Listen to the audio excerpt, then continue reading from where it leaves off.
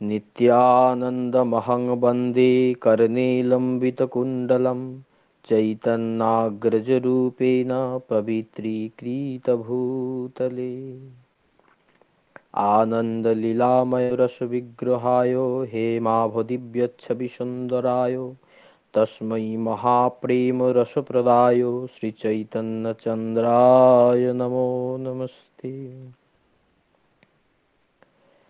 नमो कस्तूरीतिलकं ललाटपटले वक्षस्थले कौस्तुभं नासाग्रे वरमौक्तिकं करतले वेणुं करकङ्कणं सर्वाङ्गे हरिचन्दनं सुललितं कण्ठे च मुक्तावलिः गोपस्त्रीपरिवेष्टितो विजयते गोपालचूडामणि तप्तकाञ्चन गौराङ्गीं राधे वृन्दावनेश्वरी वृषभानुसुते देवी प्रणमामि हरिप्रिये वृन्दायै तुलसीदेव्यै प्रियायै केशवस्य च कृष्णभक्तिप्रदे देवी स्वत्यवत्यै नमो नमः। बर्हापिराम्मिकमदतिलकं कञ्जाक्षं कम्बुकण्ठं स्मितसुभगमुखं स्वाधरे न्यस्तवेणुं श्यामं शान्तं त्रिभङ्गं रविकरभसनं भूषितं वैजयन्ता बृन्दारण्यं स्वपदरमणं प्राविशद्गीतकीर्तिः वन्दे नन्दव्रजस्त्रीणां पादरेणुम् अभीक्ष्णसा यासां हरिकथोद्गीतं पुनाति भुवनत्रयम् निगमकल्पतरुर्गलितं फलं सुखमुखादमृतद्रवसंयुतं पीबतं भागवतं रसम् आलयं मुहुरहुरसिका भुवि भावुका तव कथामृतं तप्तजीवनं कविभिरीडितं कल्मषापहं श्रवणमङ्गलं श्रीमदाततं भुवि गृह्णन्ति ते भूरिदा जनाः। सर्वश्रोता वैष्णवेरे करि नमस्कार सबे पदधूलि देह मस्तके আমার। जय रूप सनातन भट्ट रघुनाथ श्रीजीव गोपाल भट्ट दास रघुनाथ এই ছয় গোসাইয়ের করি চরণ বন্দন যাহা হইতে বিঘ্ন নাশ অভীষ্ট পূরণ বাঞ্ছাকল্পতরুভ্যশ্চ কৃপা সিন্ধুভ্যৈব চ পতিতানাং পাবনেভ্যো সর্ববৈষ্ণবেভ্যো নমো নমঃ। ভজনিতাই গৌর রাধেশ্যাম জপ হরে হরে রাম। জয়নিতাই। উপস্থিত সকল সাধু গুরু বৈষ্ণব ভক্তবৃন্দ সকলের শ্রীচরণে আমার অনন্ত কোটি দণ্ডবৎ প্রণাম।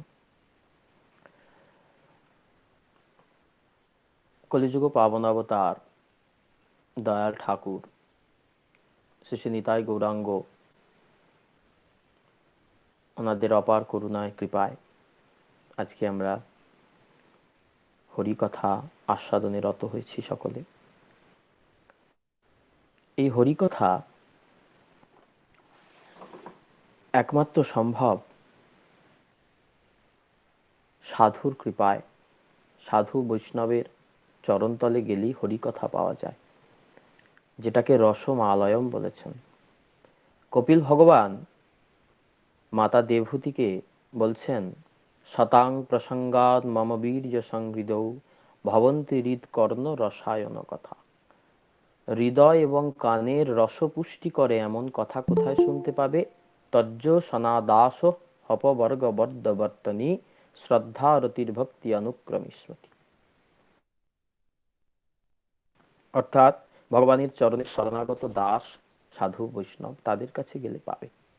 তা আপনাদের মতো সাধুগুরু বৈষ্ণবের উপস্থিতিতে, সাধু গ্রন্থের উপস্থিতিতে আজকে মাদৃশ অধম জীব কিছু হরিকথা রস আস্বাদনে আমরা উপস্থিত হয়েছি। আসুন আমরা হরিকথা রস আস্বাদন শুরু করি। কলিযুগ পাবনাবতার চৈতন্য মহাপ্রভু মহাবদান্য অবতার, তার প্রণাম মন্ত্রে আমরা আস্বাদন করি, নমো মহাবদান্নায় কৃষ্ণ প্রেম প্রদায়তে। আজকের প্রধান আলোচ্য বিষয় হল মহাপ্রভু মহাবদান্য কেন, এবং এই মহাবদান্য কেন এটি আলোচনার সাথে সাথে আমরা নরোত্তম ঠাকুর মহাশয়ের শ্রীল ঠাকুর মহাশয়ের একটি প্রার্থনা পদের আস্বাদন আমরা করব। মহাবদান্য হয়ে মহাপ্রভু আমাদের কি দিলেন এবং সেই ঠাকুর মহাশয় সেই মহাবদান্য অবতারের মহাদান আমাদের কাছে কিভাবে প্রস্ফুটিত করেছেন সেইটি আমরা আস্বাদন করব। তাই বললেন নম মহাবদান্নায় কৃষ্ণ প্রেম প্রদায়তি। প্রভু তুমি মহাবদান, তুমি উদার, তোমার মতো উদার নয় কেউ। বদান্য মানে উদার। চিরকাল নাহি করি প্রেম ভক্তি দান, প্রেম বিনা জীবের নাহি অধিষ্ঠান। চিরকাল আমি প্রেম দান করিনি, কিন্তু প্রেম ছাড়া জীবের অস্তিত্ব নেই। তাই এই প্রেম লাভ করতে গেলে জীবের একমাত্র যেটা উপায়, একমাত্র যেটা অবলম্বন, সেইটি জানাতে আমি এসেছি এই কলিযুগে। কিন্তু এই প্রেম লাভ করার যে স্তর, প্রেম লাভ করার যে পর্যায়, রূপ গোস্বামী পাদ ভক্তিরসামৃত সিন্ধুতে বললেন আদৌ শ্রদ্ধা, তত সাধু সঙ্গ, অথ ভজনক্রিয়া, তত অনর্থ নিবৃত্তি, তত নিষ্ঠা, তত ভক্তি। এত পর্যন্ত আমাদের এই জীবলোকে সম্ভব। কিন্তু তারপরে যেগুলো প্রেম, ভাব, মহাভাব, মান, প্রণয়, বিকার, এইভাবে যে আরো স্তরগুলি আছে, সেইগুলি কিন্তু এই জীবলোকে সম্ভব নয়, জীব দেহে সম্ভব নয়। এইটাই মহাপ্রভুর মহাদান, যেটা আর কোনো অবতারে হয়নি, হবার নয়, হওয়া সম্ভব নয়। এইটা মহাপ্রভুর মহাদান কলিজীবের জন্য, রাধা দাস্য। এই মহাদানটা এক কথায় বললে যেটা হয় সেটা হলো রাধা দাস্য। আমি গত পাঠে যেগুলো আলোচনা করেছি, ভক্তি, সাধুসঙ্গ মহিমা, নামের মহিমা, এইভাবে পরপর পরপর করে ভক্তি জগতে প্রবেশ করতে গেলে কিভাবে ধাপে ধাপে প্রবেশ করতে হয়, গুরুতত্ত্ব, এগুলি পরপর করে আমরা আলোচনা করেছি। নিতাই তত্ত্ব, গৌর তত্ত্ব, এগুলো আলোচনা করেছি। কিন্তু এর পরবর্তীকালে গুরু পদাশ্রম, দীক্ষা নিয়ে গুরু পদাশ্রয় করে তার মধ্যে আমাদের কি করণীয় আছে সেইগুলো আমাদের করতে হবে। দীক্ষা গ্রহণের পর গুরু পদাশ্রয় করে গুরুদেবের দেওয়া বীজ জপ করতে করতে সাধন স্তরে সাধক যখন আছেন, তখনের এটা কথা। তাই মহাপ্রভুর সেই মহাদান কি আমরা প্রকৃতপক্ষে গ্রহণ করতে পেরেছি? আর যদিও বা গ্রহণ করে থাকি, তাহলে কি প্রকৃতপক্ষে আমরা সেটা কাজে লাগাতে পেরেছি? সেটা আমাদের বারে বারে প্রতি পদে পদে বিচার করতে হবে। এটি মহাজনের পন্থা। শ্রীল ঠাকুর মহাশয় নিত্যানন্দ প্রভুর আবেশ অবতার, তিনি বারংবার আমাদের বলছেন, বিচার করিয়া মনে ভক্তি রস আস্বাদনে মধ্যস্থসী ভাগবত পুরাণ। বারবার বিচার করো, আপনি আপনা হইও সাবধান। বিচার করো, বিচারও করিয়া মনে ভক্তিরস আস্বাদনে। ভক্তিরস আস্বাদন আমার ঠিকঠাক হচ্ছে তো? আমি কি ভক্তিরসের আস্বাদনের পথে আছি? মধ্যস্থসী ভাগবত পুরাণ, একমাত্র ভাগবত মতকেই মধ্যস্থ করে চলতে হবে, অন্য কোনো মতকে প্রাধান্য দেওয়া যাবে না। মানব ধর্ম এখানে চলবে না, একমাত্র এখানে প্রাধান্য পাবে ভাগবত ধর্ম। ভাগবত শাস্ত্র মর্ম নববিধা ভক্তি ধর্ম সদাই করিব সুসেবন। ভাগবত ভক্তি ধর্ম, ভাগবতের শাস্ত্র মর্ম, এগুলি বারবার আমাদের উপলব্ধি করতে হবে। এটা উপলব্ধি আমরা যদি করতে পারি, আমাদের ভজনটা তাহলে ভক্তির পথে এগোচ্ছে। তাই নবদ্বীপের এক বিশিষ্ট বাবাজি, উনি আমাকে বলেছিলেন, দেখো বাচ্চা ছেলে যখন স্কুলে পড়ে 5 পর্যন্ত কি 10 পর্যন্ত, দেখবে তাদের একটা করে জিনিস লাগে পড়াশোনার বইয়ের পাশাপাশি। আমি বললাম কি লাগে? বললেন দেখবে একটা ছাত্র বন্ধু লাগে। ছাত্র বন্ধু ছাড়া সে যত ভালো স্টুডেন্টই হোক খুব ভালো করতে পারে না, কারণ ছাত্র বন্ধুতে লেখা থাকে কোয়েশ্চেনের প্যাটার্ন কিরকম হবে, কোন কোয়েশ্চেন কোন অঙ্ক কি পদ্ধতিতে করতে হবে, এটা ছাত্র বন্ধুতে বেশ ভালো করে লেখা থাকে এবং তারা সেই ছাত্র বন্ধু দেখে বেশ ফলো করে। এটা জেনে আমার কি লাভ হলো? বললেন আমাদের এই ভজন জগতে, আমাদের এই সাধন জগতে, জয়নিতাই ক্যামেরাটা একটু বন্ধ করুন, আমাদের এই সাধন জগতে, আমাদের সাধন জগতের ছাত্রবন্ধু হচ্ছেন শ্রীল ঠাকুর মহাশয়ের মহাদান প্রেমভক্তি চন্দ্রিকা এবং প্রার্থনা। প্রেমভক্তি চন্দ্রিকার প্রতি পদ, প্রত্যেকটা পয়ার আমাদের আস্বাদন করতে হবে। আর তার লেখা প্রার্থনা গীতি, এই প্রার্থনা গীতিগুলো আমাদের উপলব্ধি করতে হবে, তা না হলে তো ঠিকঠাক বুঝতে পারবো না। তাই এই সংসার দুঃখের সাগর, এই দুঃখের সাগরে আমরা বারংবার হাবুডুবু খাচ্ছি। সংসার ও দাবা নরলিহ লোকত ত্রাণায় কারুণ্য ঘনাঘনত্তম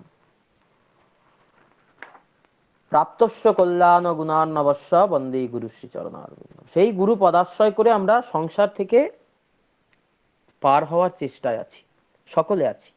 তাই এসেছি ভক্তির পথে। যদি ভক্তির পথে এসে থাকি যে ভালো খাবো, ভালো সম্মান পাবো, এইসবের জন্য ভক্তির পথে আসলে তাহলে তো প্রকৃত হলো না, প্রকৃত ভক্তির পথ অবলম্বন হলো না। একে বলা হলো বণিক বৃত্তি। প্রহ্লাদ মহারাজ বলছেন বণিক বৃত্তি, কিছু পাওয়ার লেভে কিছু এসেছে, এটা নয়। তাই এই দুঃখের সংসারে একমাত্র উপায় কি?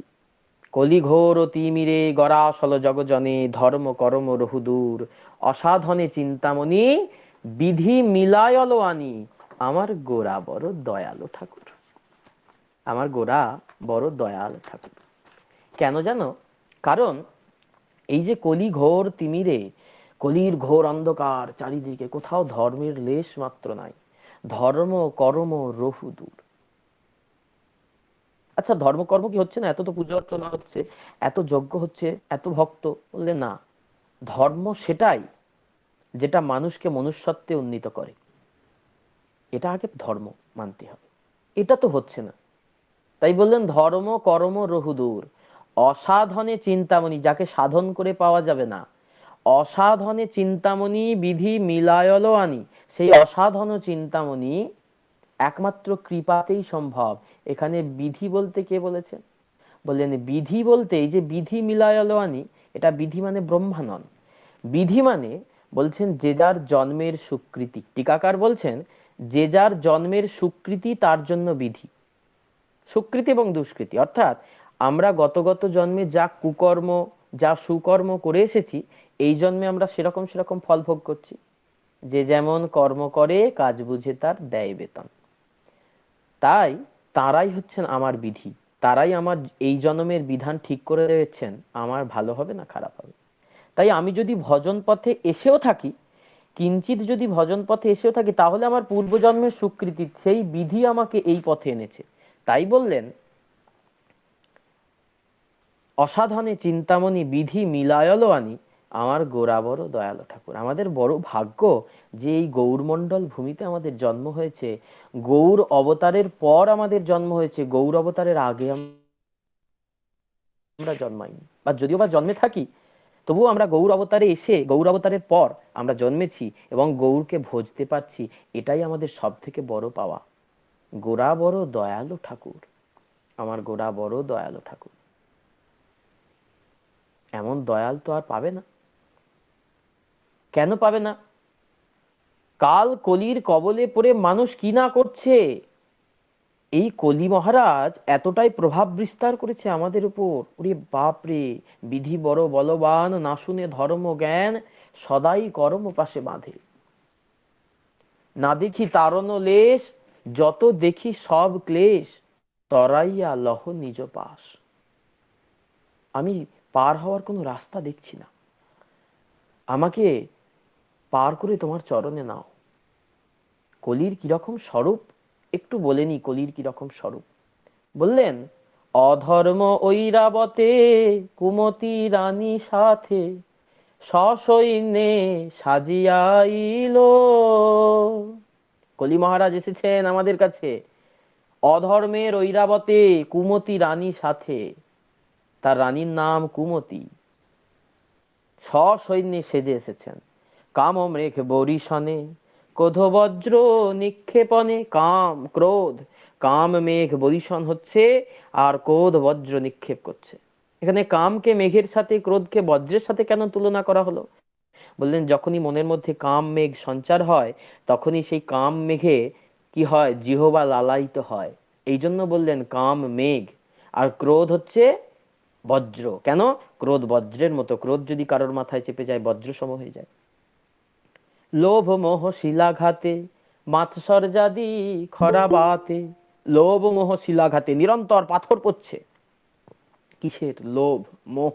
কিছুতেই ছাড়তে পারছি না এই মোহটা, এই লোভটা কিছুতেই ছাড়তে পারছি না। লোভ মোহ শিলাঘাতে মাৎসর্যাতি খরা ভাতে। এই মাৎসর্যের খর বায়ু বইছে, সর্বদা হিংসা, পরোৎকর্ষ, অসহনীয়তা। পরের ভালো হচ্ছে, আমার সহ্য হচ্ছে না।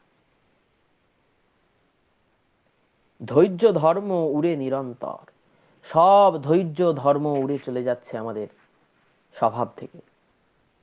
দেখিয়া জীবেরও ভয়, শ্রী গৌরাঙ্গ দয়াময়।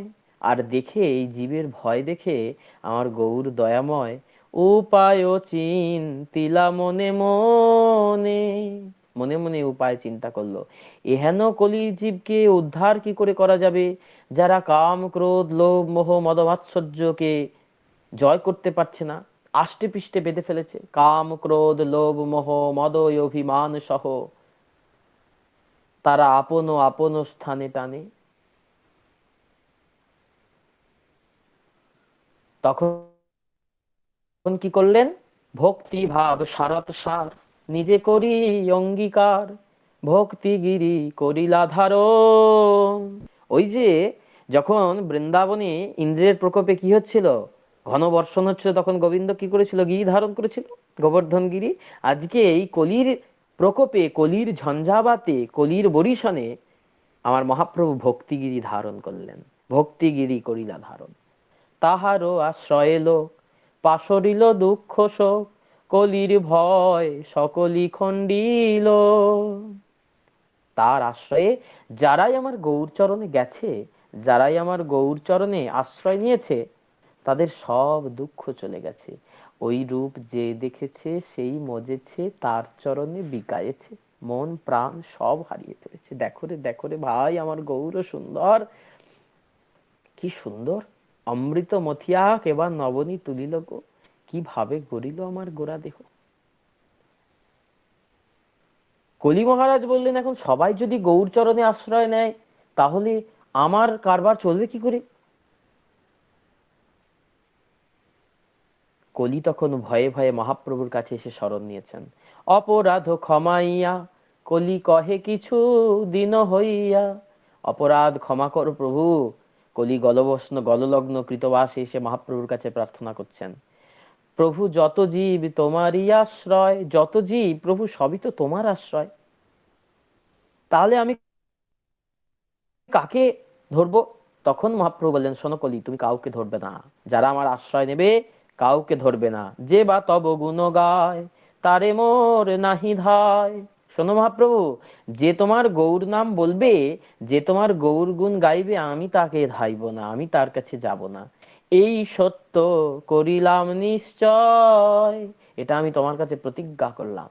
যে গৌর নাম বলবে, যে গৌর পদ ধরবে, তাকে আমি স্পর্শ করব না। প্রভু তারে দয়া করি ধন্য কলি নাম থুইল, অদ্যপিও ঘোষয়ে সংসারে। মহাপ্রভু বললেন ধন্য ধন্য, পদকর্তা বললেন ধন্য কলিযুগ চৈতন্য অবতার। কলিযুগ তুমি ধন্য, তোমার যুগে অবতীর্ণ চৈতন্য মহাপ্রভু ধন্য। কেন? বললেন যার কারণে জীব সব দুঃখ শোক ভুলে গেল। এই কলিযুগে এমন চৈতন্য অবতার, 28তম কলিযুগ, এর আগে 27টা কলিযুগ চলে গেছে। এই 28তম কলিযুগে একমাত্র হয়েছে এই ব্রহ্মাণ্ডে। আবার কোন ব্রহ্মাণ্ডে কবে হবে তো জানি না। তাহলে এই জন্মটা যদি আমাদের গৌর না বলে চলে যায়, আর যদি মানব জন্ম না পাই, গৌর বলা তো হবে না। এমন দয়াল ঠাকুর হবে কি আর হয়েছে? তাই গাও গাও পুন শ্রী গৌরাঙ্গের গুণ, সরল করিয়া মন। আমারে ভব সাগরে হেমন দয়াল না দেখিনু একজন। আমি এমন দয়াল দেখি নাই, এমন দয়াল দেখি নাই। এই হলো আমার চৈতন্য মহাপ্রভু, এই যে মহাবদান্য অবতার। প্রবোধানন্দ সরস্বতী পাদ চৈতন্য চন্দ্রামৃতে লিখছেন, সংসার দুঃখ জলধৌ পতিতস্য কাম ক্রোধাদি নক্র মকরৈ কবলীকৃতস্য দুর্বাসনা নিগরিতস্য নিরাশ্রয়স্য শ্রী চৈতন্য চন্দ্র মম দেহি পদাবলম্বম।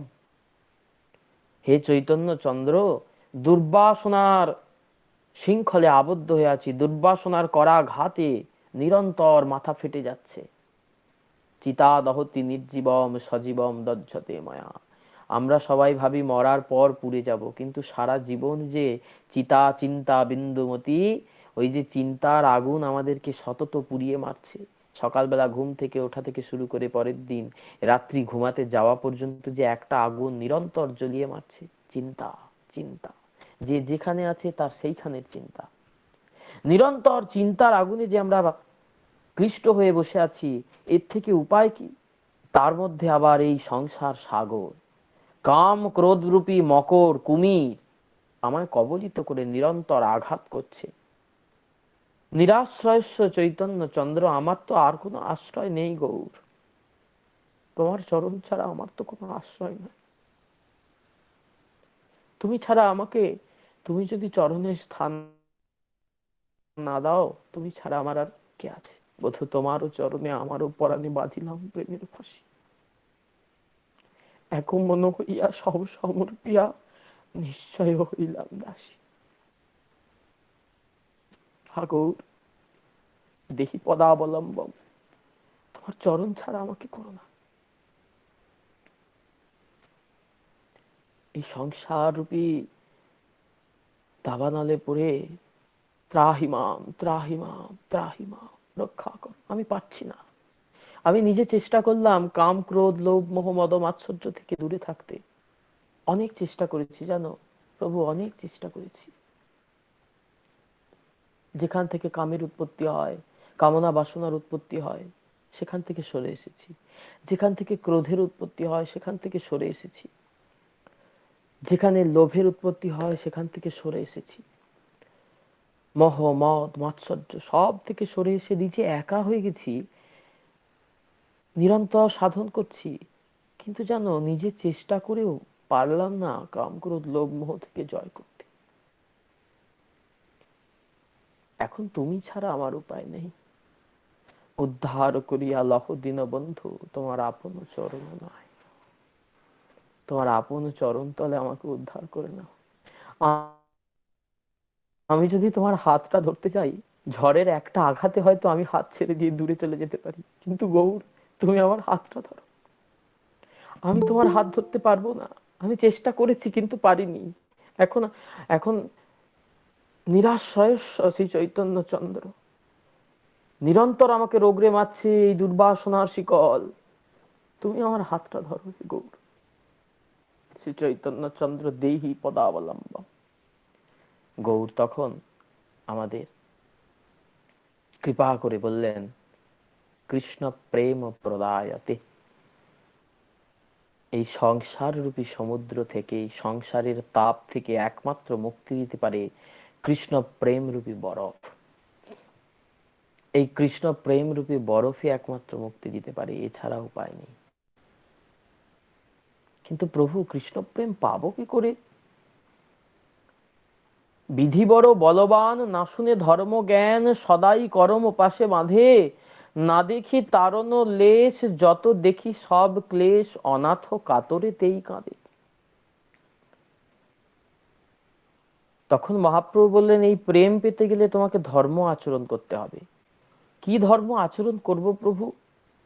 সবই পুংসাং পর ধর্ম, যত ভক্তির অধক্ষজে। ভাগবতে বললেন, প্রতিটি জীবের পরম ধর্ম অধক্ষজসী ভগবানের প্রতি একটাই ধর্ম, কি? মন্মনা ভব মদভক্ত মদযাজি মাং নমস্কুরু মামে বৈশ্যসী যুক্তৈব আত্মানং মৎপরায়ণ। তুমি আমার প্রতি মন দাও। ভগবান বলছেন, ওই কলির জীব, আমার প্রতি মন দাও। মন মনা ভব, মদ ভক্ত, তুমি আমার ভক্ত হও। মদ যাজি, তুমি আমার যাজন করো। মাং নমস্কুরু, আমাকে প্রণাম করো। মামে বৈশ্যসী যুক্তৈব আত্মানম, তুমি যদি আত্মার দ্বারা আমার সাথে যুক্ত হও, অর্থাৎ তোমার মন সর্বদা আমাতে থাকে, মামে বৈশ্যসি যুক্তই বা আত্মানং মত পরায়ণ, তুমি আমার পরায়ণ হও অর্জুন, তাহলেই কিন্তু হবে। যৎ করসি যদস্নাসি যজ্জু হোসি দদাসি যৎ, যৎ তপস্যসি কৌন্তেয় তৎ কুরুষ্ব মদর্পণম। অর্জুন, যা করো, যা তপস্যা করো, যজ্জু হোসি দদাসি যৎ, যা করবে, যা দান করবে, যৎ তপস্যসি কৌন্তেয়, যা তপস্যা করবে, তৎকুরুষ্ব মদর্পণম, তুমি আমাকে অর্পণ করো, আমাকে করছো, আমার জন্য করছো, এইটা ভেবে করো। দেখবে সংসারের জ্বালা তখন তোমাকে স্পর্শ করবে না। কারণ যখন তুমি মনে করবে এই সংসারটা তোমার, তখন কষ্ট তোমার। যেখান থেকে মনে করবে এই সংসারটা ভগবানের, কষ্ট ভগবানের, তুমি তার দাস। লাভ হলো লোকসান হলো মালিক বুঝবে, আমি তো কর্মচারী। এই সমর্পণটা তো একমাত্র সদ্গুরু চরণাশ্রয় করে ভজনশীল হলে, ভজন ক্রিয়ায় থাকলে, ভজন স্তরে থাকলে তবেই হবে, না হলে তো সম্ভব নয়। মহৎ কৃপা বিনে কভু সম্ভব নয়। তাই এই চৈতন্য মহাপ্রভু এলেন এই কলিযুগে আমাদের সেইটি দিতে, প্রেম ধর্ম শিখাতে। প্রেম ধর্ম শিখাতে, আপনারে বড় বলে আমাকে সমহীন, তার প্রেমে বশ হই, তার প্রেমে বশ আমি হইতে অধীন। যে নিজেকে বড় ভাবে, আমাকে হীন ভাবে, সেই প্রেমের ধর্ম শিখাতে, প্রেমের ধর্ম দিতে আমি এলাম। শান্ত দাস্য সখ্য বাৎসল্য মধুর, সেই দাস্য প্রেম, সখ্য প্রেম, বাৎসল্য প্রেম, মধুর রসের প্রেম, এই সমস্ত কিছু জানাতে আমি কলিযুগে এসেছি। এখন রায় রামানন্দ সংবাদে আমরা দেখতে পাই, ওখানে ফুটে উঠেছে কি, দাস্য সখ্য বাৎসল্যাদি ভাবে মধুর রসের না হয় গোচর, মধুর রসে দাস্য সখ্য বাৎসল্য হয়তো গোচর। মধুর রসে দাস্য সখ্য বাৎসল্য এগুলো পাওয়া যায়, কিন্তু দাস্য সখ্য বাৎসল্য প্রেমে মধুর রস পাওয়া যায় না। যারা শান্ত দাস্য রসের ভক্ত, যারা দাস প্রভু, তারা তো মধুর রসে ভজন সম্ভব না। কিন্তু যার মধুর রসে ভজন, সে দাস কখনো, প্রভু কখনো, সে কখনো মা, কখনো সন্তান, কখনো বন্ধু, এইভাবে যে মধুর রসে সবকিছু কিন্তু মধুরেতে বইছে। এই মহাপ্রভু আমাদের এই মধুর রসে ভজন করতে শেখালেন, যেটা কোনো শাস্ত্রে বেদ বিধি পার লীলা, মধুর গৌরাঙ্গ লীলা। বেদ বিধি পার, বেদ বিধির অগোচর, বেদ বিধির অগোচর ছিল, মহাপ্রভু এসে আমাদের কাছে গোচর করলেন। দেখো, এইটাই হচ্ছে কৃষ্ণ ভজন, যুগল ভজন। শুধু রাধা কৃষ্ণ যুগল মূর্তি বসিয়ে ভজন করলাম, দুটো তুলসী দিলাম, ভোগ লাগালাম, আরতি করলাম, এটা তো নয়। এটা যদি ভজন হতো তাহলে তো মহাপ্রভুর আসার প্রয়োজন ছিল না, এটা তো ছিলই, এটা তো ছিলই, মহাপ্রভুর তো আসার প্রয়োজন ছিল না। তাহলে মহাপ্রভু কেন এলেন, কিসের জন্য দিতে এলেন, কি দিতে এলেন, কেন তাকে বলা হলো মহাবদান্য? এর আগে আগে মহাজনরা রাধা কৃষ্ণ ভজন ছিল না, নিম্বার্ক সম্প্রদায় তো রাধা কৃষ্ণই ভজন, তারা তো অনেক আগে এইগুলো করছে। মহাপ্রভু এসে আবার নতুন করে কি দিলেন? এইটাই নতুন করে দিলেন যে আমরা মধুর রসের মধ্যে যেটা পাই সেটা হচ্ছে কি, মধুর রসের মধ্যে কি পাই? রাধা রানী কান্তা, কৃষ্ণ হচ্ছে কান্ত, তুমি পতি, আমি তোমার প্রিয়তমা, এইভাবে মধুর রসের ভজন। কিন্তু মহাপ্রভু বললেন এইটা আমাদের জন্য নয়। খুব ভালো করে এই জায়গাটা বুঝতে হবে। তুমি আমার পতি, আমি তোমার প্রিয়তমা, এটা নয়। এটা হলে তো যুগল ভজন হলো না, কৃষ্ণ ভজন হয়ে গেল, যেটা মীরা করেছিল, কর্মেতিবাই করেছিল,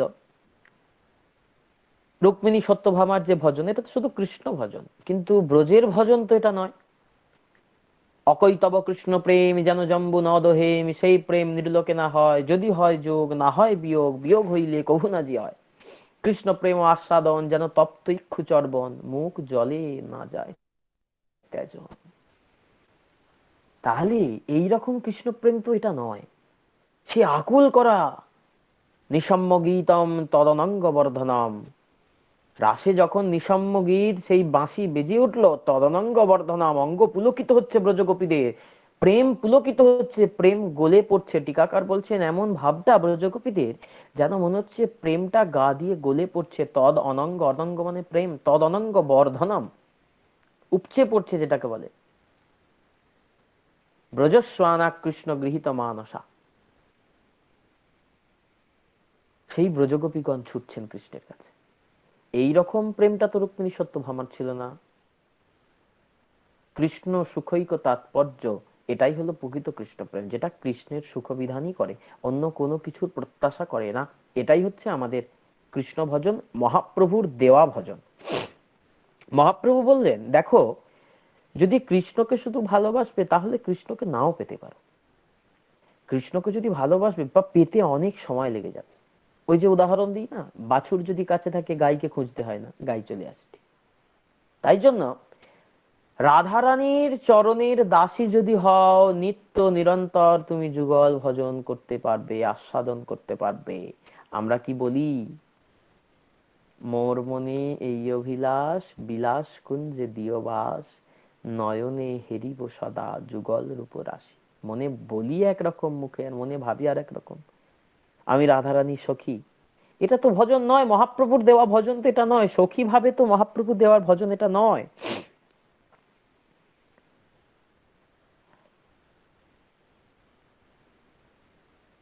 প্রধান সখী যে ভাব, এটা তো মহাপ্রভুর দেওয়া ভজন নয়। তাই বললেন, মোর মনে এই অভিলাষ, বিলাস কুঞ্জে দিয়বাস, নয়নে হেরিব সদা যুগল রূপ রাশি। আমি নয়নে দেখবো সেই যুগল রূপ রাশি। যুগল ভজন, আমি যুগল দেখে সুখ পাবো, আমি যুগল হব না। সখীরা কখনো চায় না কৃষ্ণের সাথে আমি বামে দাঁড়াবো। এটা কিন্তু সখীরা চায় না। এটা কিন্তু সখীরা একমাত্রই চায় রাধে। এই জন্য প্রত্যেকটা লীলার শেষে আমরা কি দেখেছি, কি দেখেছি, প্রত্যেকটা যে কোনো লীলার শেষে রাধারানীকে বলছেন সখী, সখীরা গিয়ে বলছে, যা এবার তুই বধূর বামে দাঁড়া, আমরা যুগল দর্শন করে সন্তুষ্ট হই। তাহলে সখীরা কিন্তু কখনোই চায় না, রাধারানী বলে যা আমার বধূর কাছে যা, সেবা কর, সেবা পাবে, কিন্তু সখীরা এটা চান না। কেন? বলেন, আমরা তো রাধা দাসী, আমরা তো স্বামিনীটা দাস। এই যে রাধা দাসী অভিমানে যে ভজন, এই রাধা দাসী অভিমানের ভজনটাই মহাপ্রভুর দেওয়া মহাদান, মহাবদান্য। ছিল নরোত্তম দাস ঠাকুর তার কয়েকটি প্রার্থনা এই রকম ব্রজ ভজনের একটা ইঙ্গিত আমাদের দিয়ে গেছেন। ঠাকুর মহাশয় তো মহান ভাবে নিত্যলীলায় ডুব দিয়ে নিরন্তর গুরুচরণ আশ্রয় করে গুরুরূপা সখীর আনুগত্যে ভজন করছেন, সিদ্ধ স্বরূপের ভজন। এই যে সখী মঞ্জুরি ভাবের উপাসনা, এই উপাসনায় নরোত্তম ঠাকুর মহাশয় পরিপুষ্ট মানুষ। তিনি যখন সাধনার গভীর অতল তলে তলিয়ে সেই সিন্ধু সেচে মুক্তা আনার মতো এনে আমাদের হাতে তুলে দিচ্ছেন, তখন আমরা বুঝতে পারছি, আহা, কি মধুর, কি মধুর লীলা।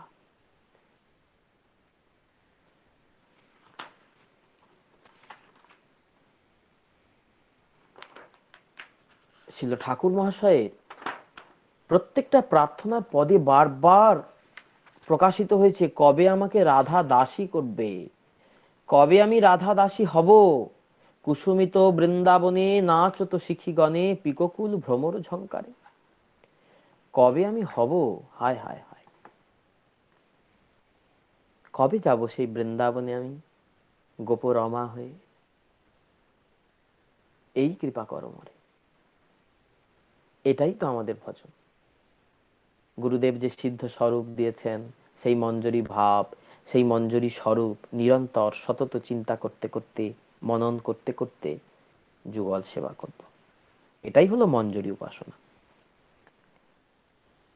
এইরকমই একটি উপাসনা, এইরকমই ভাবটি নরোত্তম ঠাকুর মহাশয়ের এই প্রার্থনা গীতিতে প্রকাশ পেয়েছে। সেটি আমরা আজকে আস্বাদন করব। সাভিষ্ট লালসা, হরি হরি আর কি এমন দশা হব, আরে কি এমন দশা হব,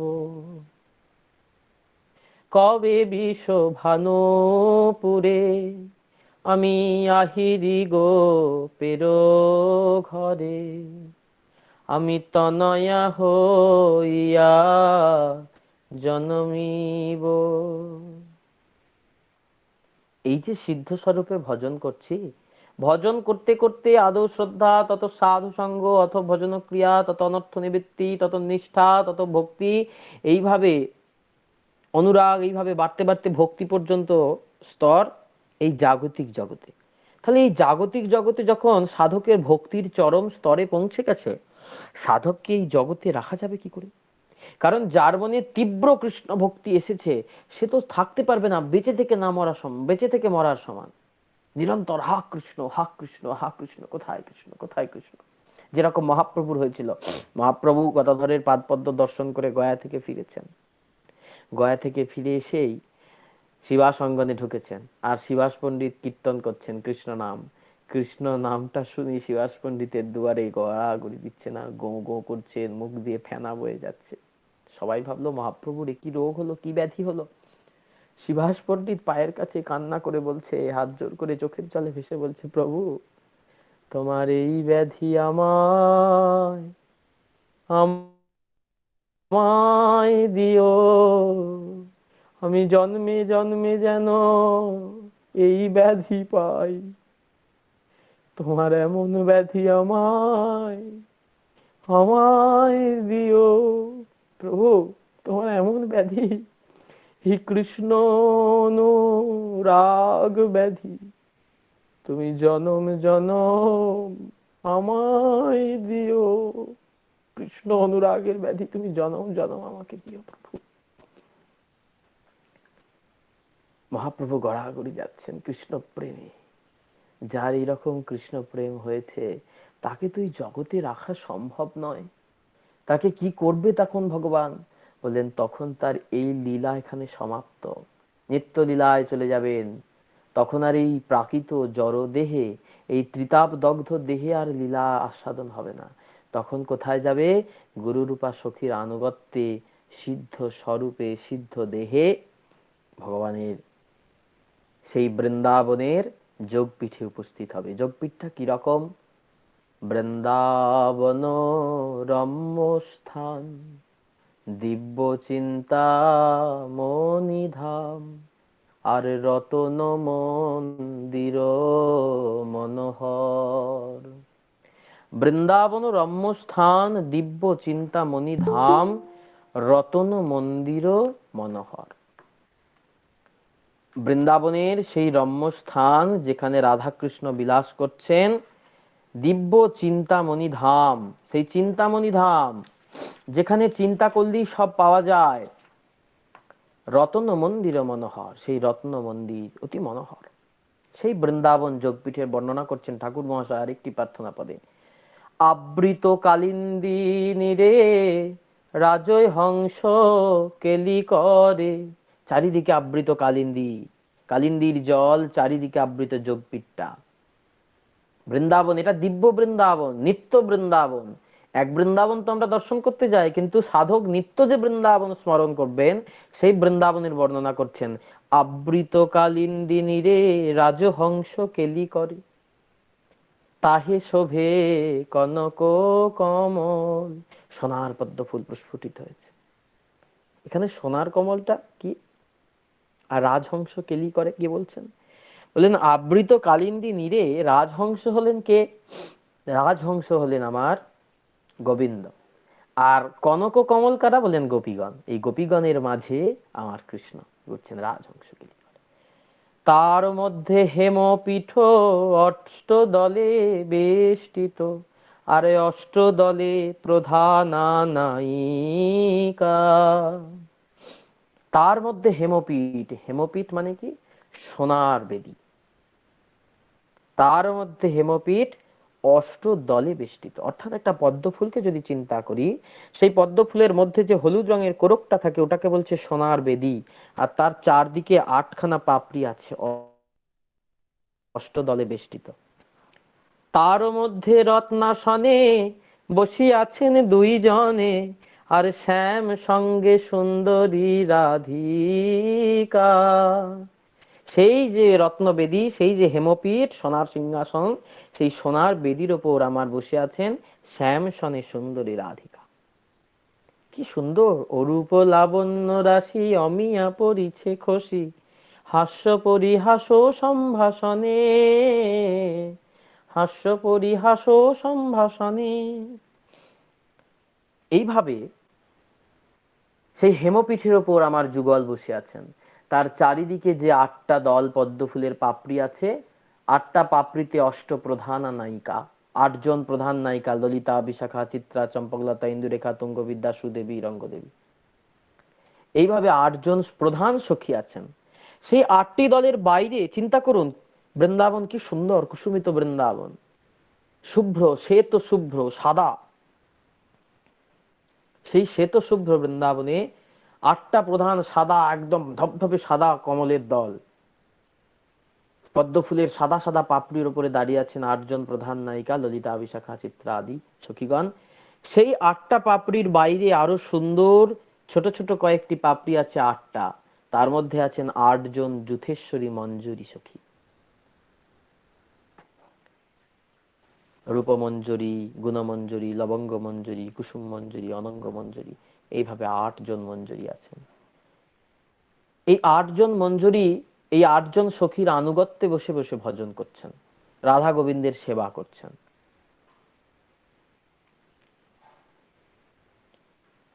এই 8জন মঞ্জরির আনুগত্যে আমাদের ভজন, মঞ্জরি আনুগত্যে আমাদের ভজন, সখী আনুগত্যে ভজন নয়। কেন বললেন? যখন কুঞ্জের দ্বার রুদ্ধ হয়ে যায়, সখীদেরও প্রবেশ নাই, মঞ্জরীদের প্রবেশ হয় সেখানে। যাও, মঞ্জরীরা গিয়ে সেবা করে। এই জন্য রূপ গোস্বামী পাদ সাধন করছেন রাধাকুণ্ডের তীরে, রাধারানী প্রকট হয়ে রূপ গোস্বামীকে বলছেন, তোর সাধনা আমি বড় সন্তুষ্ট রে, তুই কি চাস বল, আমার সখী হবি, তোকে আমি নবম সখী করে দেব। এখন রূপ গোস্বামী বললেন, না আমি সখী হব না, নবম সখী হতে চাই না। বলি, সে কি রে, আমার প্রধান 8জন সখী আছে, দেখ এখনো ভেবে, 9জন সখী তোকে করে দেবো, 9 নম্বর। বলছে না, তাহলে তুই কি হবি? বলছে না, আমি সখীদের দাসী হব, অর্থাৎ মঞ্জরি হব। বলে কেন? বললেন, যখন কুঞ্জের দ্বার বন্ধ হয়ে যাবে তখন সখীরা তো প্রবেশ করতে পারবে না, কিন্তু মঞ্জরি সখীরা ভেতরে ঢুকে রাধা গোবিন্দের সেবা করবে, অন্তরঙ্গ সেবা করবে, অন্তরঙ্গ মুহূর্তে থাকবে। বললেন, মঞ্জরীরা কোনো সময়ই সেবা থেকে বাদ যায় না। কেন? যে মঞ্জরি, মনে মনে জোড়া আছে। রাধারানী ভাবছেন, আজকে প্রভুকে, আমার বধূকে একটা সুন্দর চাঁপা ফুলের মালা গেঁথে যদি পরাতে পারতাম। এখন কোন এক মঞ্জরি সেটা মনে মনে জানতে পেরে একটা চাঁপা ফুলের মালা গেঁথে এনে রাধারানীর হাতে দিচ্ছে, প্রাণেশ্বরী তোমার বধূর জন্য মালা গেঁথে এনেছি। তুই কি করে জানলি আমি বধূকে চাঁপা ফুলের মালা পরাতে মনে করেছি? বলে, কেন তুমি জানো না, আমরা যে মঞ্জরি গো, মনে মনে জোড়া আছে, তোমার মনে যাহা হয় তাহা হেতায় উঠয় উচ্চারি। এইটা মঞ্জরীগণের সুখ, এইটা মঞ্জরি স্বরূপে ভজনের সুখ। আমার রাধারানী খুশি হবেন, রাধারানী যুগল সেবা, রাধারানী গোবিন্দ সেবা করছেন, সেইটা দেখে আমি মঞ্জরি, আমি সাধক মঞ্জরি সুখী হব। তাই এইভাবে সিদ্ধ স্বরূপে আমাদের ভজন করতে হবে। তাই ঠাকুর মহাশয় বলছেন, হরি হরি আর কি এমন দশা হব, আমার কি আর এমন দশা হবে হরি, কবে বৃষভানুপুরে আহিরি গোপের ঘরে তনয়া হইয়া জন্মিব। ওই যে সাধকের ভক্তির চরম অবস্থায় গিয়ে সাধক এখান থেকে নিত্যলীলায় চলে গেলেন, ইহ জগতে তিনি অপ্রকটে চলে গেলেন। কেন? ভগবান দেখলেন এই দেহটা আর তাকে নিয়ে যাওয়া যাবে না ওই নিত্যলীলায়, তাই এই দেহটাকে এখানেই রেখে দিয়ে তার নিত্য দেহে তিনি চলে গেলেন। তাহলে এবার নিত্য দেহে কোথায় নিয়ে যাবে? বলেন, অনন্ত কোটি ব্রহ্মাণ্ড। এই জগতে অনন্ত কোটি ব্রহ্মাণ্ড, অনন্ত কোটি ব্রহ্মাণ্ডের কোথাও না কোথাও দাপর যুগ চলছে। সেই দাপর যুগে সেইখানে আমাকে নিয়ে যাবে। কি হবে নিয়ে গিয়ে? বৃষভানুপুরে নিয়ে যাবে, বৃন্দাবনে নয়, নন্দগাঁওয়ে নয়। সাধকের লালসাটা কিরকম দেখুন, ভজন করতে করতে সাধকের লালসাটা কিরকম হচ্ছে নরোত্তম ঠাকুরের মধ্যে দিয়ে প্রস্ফুটিত হয়েছে। কবে বৃষভানুপুরে, আমি জন্মাবো বর্ষানায় বৃষভানুপুরে, আহিরি গোপের ঘরে, কোনো একটা গোপের ঘরে আমি জন্মাবো, তনয়া হইয়া জন্মিব, নারী হয়ে জন্ম নেব। তাহলে কি হবে? যাবটে আমার কবে এ পানি গ্রহণ হবে, রাধারানীর বিয়ে হবে বৃষভানুপুর থেকে যাবটে, আমারও বিয়ে হবে বৃষভানুপুর থেকে যাবটে। তাহলে রাধারানী যখন বৃষভানুপুরে থাকবেন, আমি রাধারানীর কাছে থাকবো। রাধারানী বিয়ে করে যাবটে চলে যাবেন, আমিও বিয়ে করে যাবটে চলে যাব। তাহলে রাধারানীর চরণ ছাড়া আমি কখনো হব না। যাবটে আমার কবে এ প্রাণী গ্রহণ হবে, বসতি করিব কবে তাই। কবে আমি সেখানে বস করব।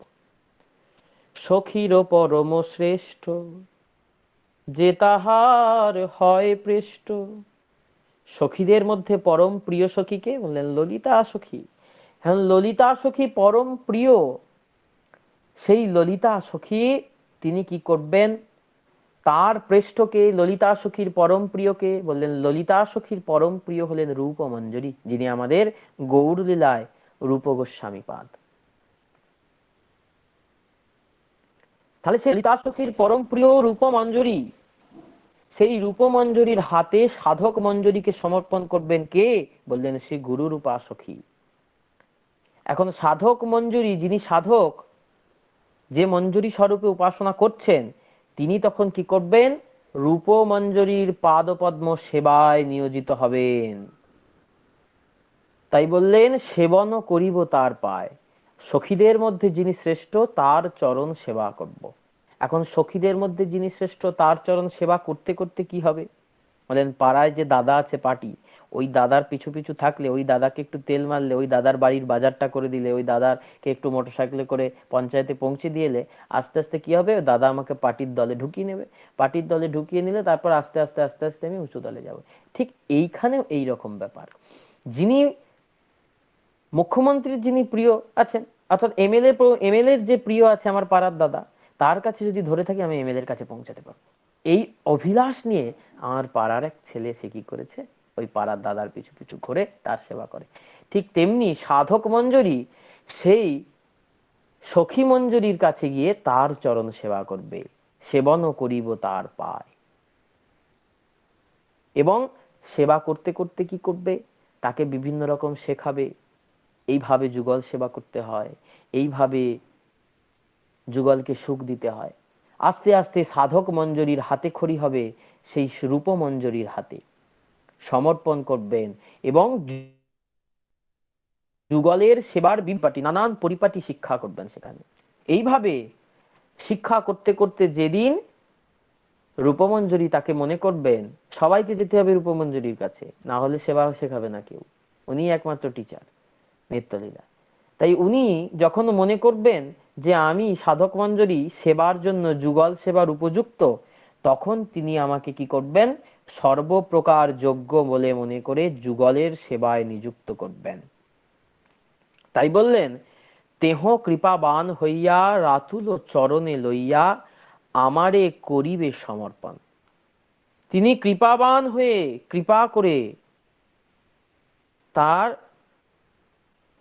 কৃপা ভাজন হয়ে, তার পরম প্রিয় হয়ে তিনি আমাকে কি করবেন, যুগলের সেবায় নিয়োজিত করবেন। যা, আজ থেকে তুই রাধা গোবিন্দের সেবা কর, কুঞ্জে নিকুঞ্জ মন্দিরে তুই এই সেবা কর।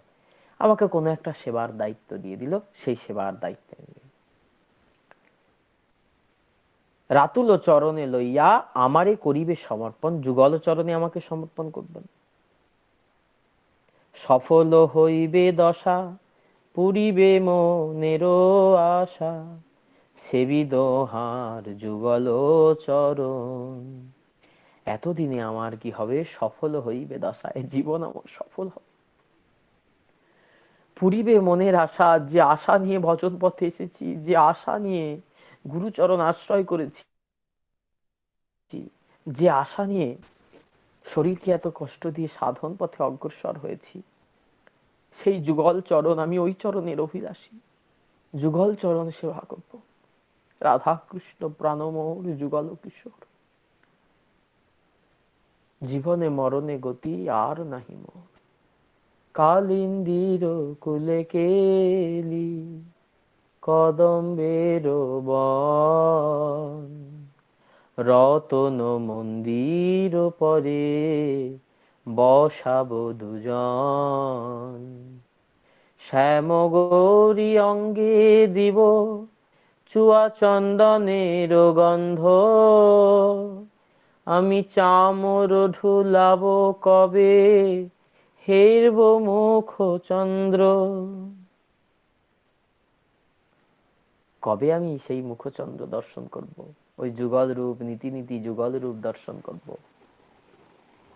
চামর ঢুলাবো কবে হেরিব মুখচন্দ্র।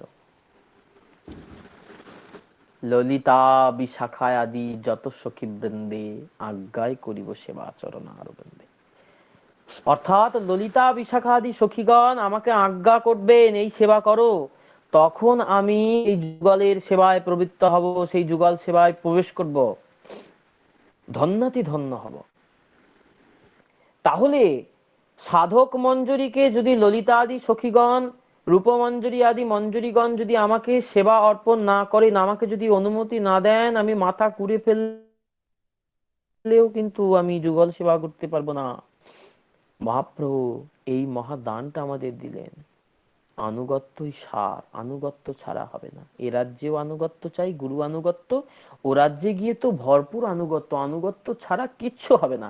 যতদিন রূপমঞ্জরি ললিতা আদি সখীগণ আমাকে মনে করবেন যে আমার আনুগত্য পাকা হয়নি, আমার আনুগত্য পরিপুষ্ট হয়নি, ততদিন তো আমাকে যুগল চরণে অর্পণ করবেন না, আমি যতই মাথা করে মরে যাই।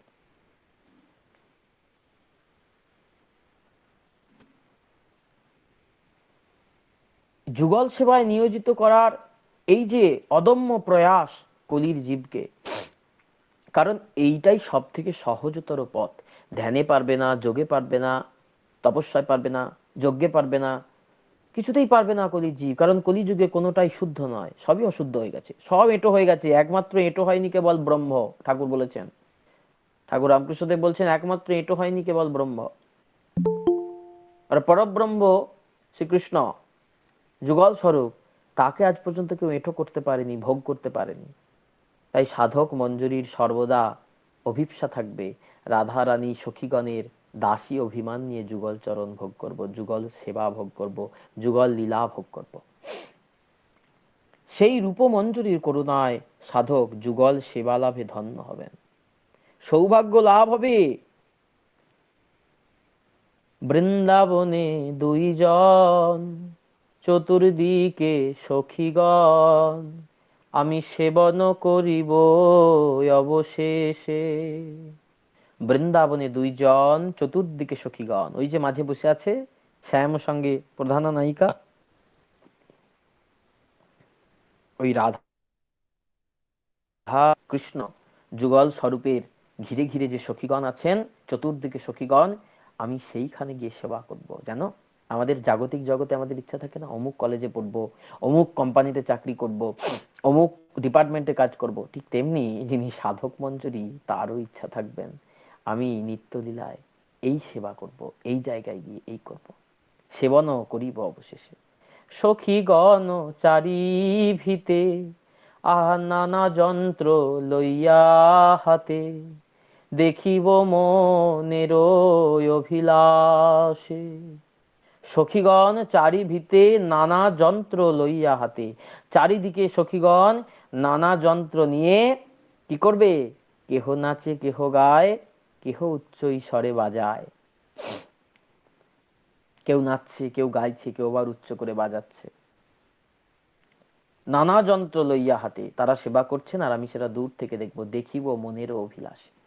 এটাই আমার মনের অভিলাষ। মধুর সে বৃন্দাবনে, সেই বৃন্দাবনে যুগল কিশোর বিরাজ করছেন। সেই যুগল কিশোর বিরাজ করছেন, কেমন করে বিরাজ করছেন? প্রবোধানন্দ সরস্বতী পাদ তার একটা সুন্দর রূপ অঙ্কন করেছেন। কিরকম বলছেন?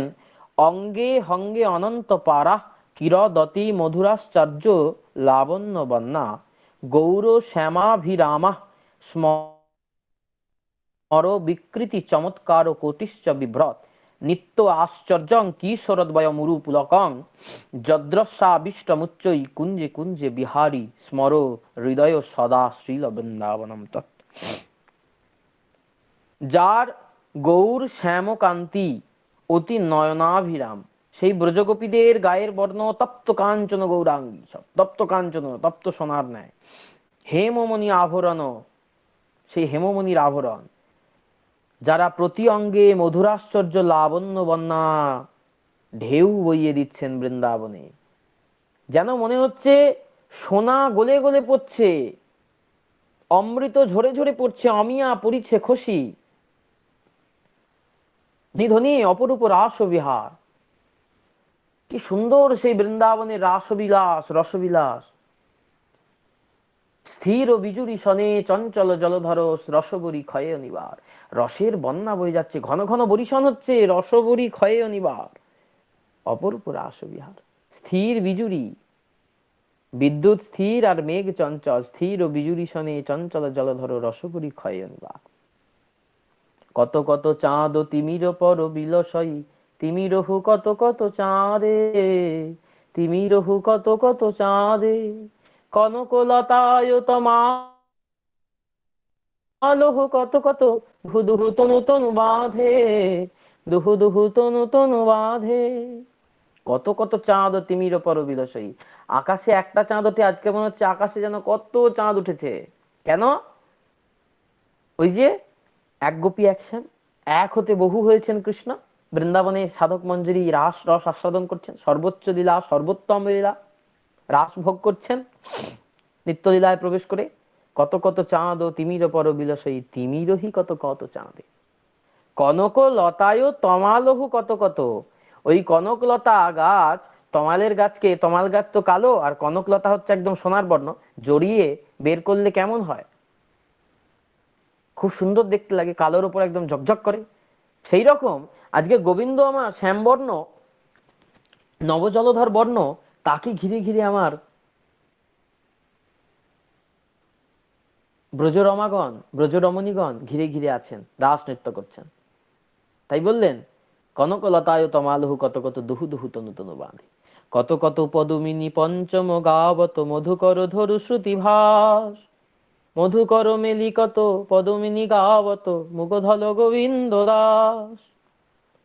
আর ওই যে বাজাচ্ছে, বাঁশি বাজাচ্ছে, ভ্রমরে সুর ধরে রাখছে, হারিয়ে যেতে দিচ্ছে না সুরটা, ভ্রমরে গুনগুন করে সেই সুরটা ধরে রাখছে। এরকমই রাস, এরকমই সেই রাসের পরিস্থিতি, রাসের সেই সুন্দর পরিমণ্ডল সাধক মঞ্জুরি আস্বাদন করছেন। এইরকম সেই বৃন্দাবন, যে বৃন্দাবনে নিরন্তর নিত্য রাসলীলা হচ্ছে, নিরন্তর হয়ে যাচ্ছেন, আমরা বুঝতে পারছি না। কিন্তু যিনি সাধক মঞ্জুরি ভাবে ডুব দিয়েছেন লীলার গভীরতায়, তিনি নিরন্তর আস্বাদন করছেন, নিরন্তর সেই রস আস্বাদন করছেন। সেই কোটি কোটি চমৎকার রাশি, সেই চমৎকার অঙ্গ কান্তি ধারণ করে সাধকের দেহে বারবার পুলকিত, রোমাঞ্চিত হচ্ছে, রসে আবিষ্ট হয়ে যাচ্ছেন, কুঞ্জে কুঞ্জে বিহার করছে সাধকের সেই মন। এইটা তুমি স্মরণ করো। যাদের অনন্ত সৌন্দর্য, অনন্ত কান্তি চারিদিকে ছুটে ছুটে বেড়াচ্ছে, চারিদিকে ঢেউয়ের মতো বিকশিত হচ্ছে, সেই মাধুর্য বারিধি যুগল কিশোর আমার বৃন্দাবনে বিরাজ করছেন। দুহু চাঁদ মুখ দেখি, জুড়াবে তাপিত আঁখি, নয়নে বহিবে অশ্রুধার। শ্রী রাধা গোবিন্দের যুগল বদন দর্শন করব, আর আমার এই তাপিত হিয়া শীতল হয়ে যাবে। বহুদিনের অভিপ্সা, বহুদিনের লালসা, বহুদিনের ইচ্ছা, সেই যুগল স্বরূপ আমি ভোগ করব, যুগল রূপ যুগল রসমাধুরী আস্বাদন করব, দুহু চাঁদ মুখ দর্শন করব। বৃন্দার নির্দেশ পাবো, দোহারও নিকট যাও, হেন দিন হইবে আমার। এতক্ষণ বাইরে দাঁড়িয়ে আছি, কুঞ্জের বাইরে থেকে কুঞ্জে দেখছি উকি মেরে, এতক্ষণ পর্যন্ত কুঞ্জে প্রবেশ করার অধিকার হয়নি, এবার আমার অধিকার হলো। বৃন্দারও নির্দেশ পাবো, দোহারও নিকটে যাব, হেন দিন কি হইবে আমার। কবে আমাকে বৃন্দা দেবী মোর মনে এই অভিলাষ, বিলাস কুঞ্জে দিও বাস, নয়নে হেরিব সদা যুগল রূপ রাশি। ওই রাসমঞ্চের অধীশ্বরী বৃন্দা দেবী, প্রধান সখী বৃন্দা দেবী, তিনি এসে কি করবেন, আমাকে নির্দেশ দেবেন, যাও রাধা গোবিন্দের সেবা করো, যুগলের সেবা করো, যাও। আমার হেন দিন হইবে আমার, এই দিনটা আমার কবে হবে, কবে আমি বৃন্দাসখীর নির্দেশ পাবো, কবে আমি যুগল সেবায় অভিলাষ পূর্ণ করব। বৃন্দার নির্দেশে যেই কুঞ্জের মধ্যে প্রবেশ করলাম, যোগপীঠে প্রবেশ করলাম, শ্রীরূপ মঞ্জরি সখী মোরে অনাথিনী দেখি। রূপমঞ্জরি সখী মোকে, আমাকে অনাথিনী দেখিয়ে দয়া করবেন। আমাকে অনাথিনী দেখে দয়া করবেন, রাখিবে রাতুল দুটি পায়, তার চরণে আমাকে স্থান দেবে, আমাকে তার চরণে স্থান দেবেন। কবে আমাকে রাখবেন তার রাতুল চরণে? মোরে অনাথিনী দেখি, রাখিবে রাতুল দুটি পায়। তখন আমার অভীপ্সিত লালসা পূর্ণ হলো। নরোত্তম দাস ভনে, প্রিয় নর্ম সখীগণে, কবে দাসী করিবে আমায়। নরোত্তম ঠাকুর বলছেন, এই প্রিয় নর্ম সখীগণ কবে আমার দাসী করবে। বৃন্দার নিকটে গিয়ে সেই রাতুল চরণের সেবা পেয়ে সেই সাধক মঞ্জুরি, নিত্য সিদ্ধা প্রিয় নর্ম সখী সমস্ত মঞ্জুরিগণের কৃপালব্ধ হয়ে সকলে যখন বলবে, বাহ কি সুন্দর সেবা রে তোর সাধক মঞ্জুরি, আজ থেকে তুই এই সেবাই করবি, আজ থেকে তুই এই সেবাই করবি। কাউকে চামর ব্যজন, কারোর পুষ্পমালা তৈরি করা, কারোর হয়তো কুঞ্জসজ্জা তৈরি করা, বিভিন্ন সেবায় যখন আমাকে নিযুক্ত করে দেবেন এবং পার্মানেন্টলি নিযুক্ত করবেন একদম নিশ্চিত রূপে, তখন গৌড়ীয় বৈষ্ণব সাধনার চরম পূর্ণতা, মহাপ্রভুর মহাদানের চরম উপযোগ, চরম ব্যবহার সাধক মঞ্জুরি তখন পূর্ণ করেছেন।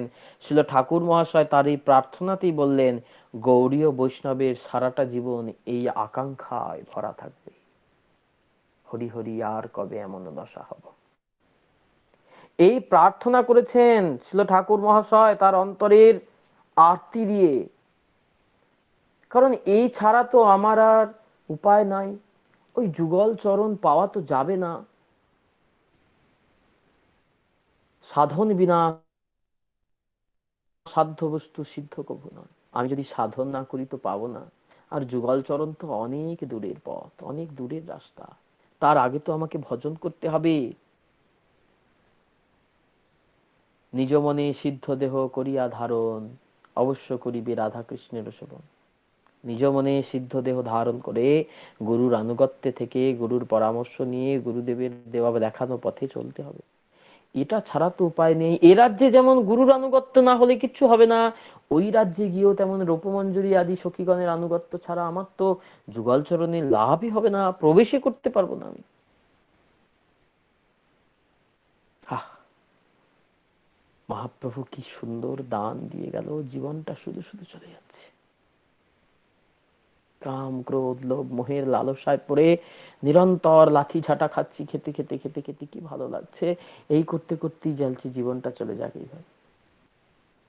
তো কত কত কৃপা করে কৃপার দান দিয়ে গেলেন, ধন্য ধন্য শ্রী চৈতন্য অবতার,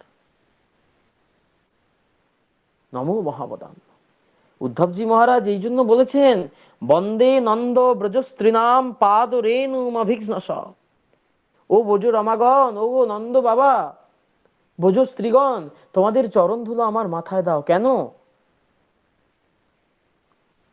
যাসাম হরিকথোদ্গীতাম পুনাতি ভুবনত্রয়ম। তোমাদের মুখ থেকে, তোমাদের কাছে যে হরি কথা, সেই হরির ভালোবাসা, সেই প্রেম, সেইটি যেন আমি লাভ করতে পারি তোমাদের চরণ ধুলির স্পর্শে। যাসাম হরিকথোদ্গীতাম পুনাতি ভুবনত্রয়ম। আমাকে দাও, এছাড়া আমার সম্ভব নয়, আমি এছাড়া পারবো না। কৃপা ব্যতি রেখে কখনো সাধন হবে না।